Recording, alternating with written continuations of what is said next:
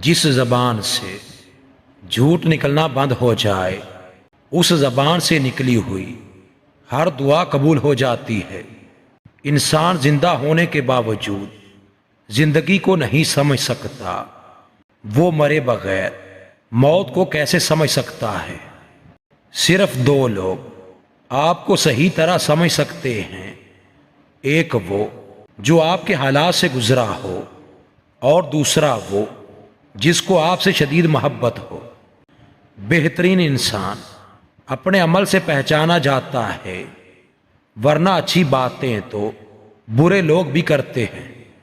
جو مقام شکوے کا ہوتا ہے وہی مقام شکر کا بھی ہوتا ہے، لیکن ہم اس مقام پر شکوہ جلدی اور شکر دیر سے ادا کرتے ہیں۔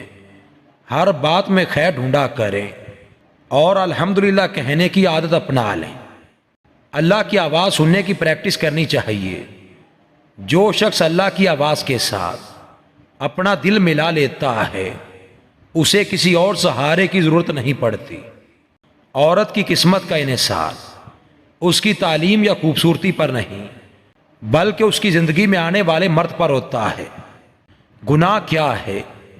گناہ اپنی ذات کی پاکیزگی سے انکار کا نام ہے۔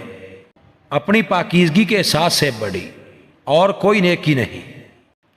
وہ علم جو کتاب میں نہیں، وہ صرف جنون سے ملتا ہے، نظر سے ملتا ہے، نصیب سے ملتا ہے۔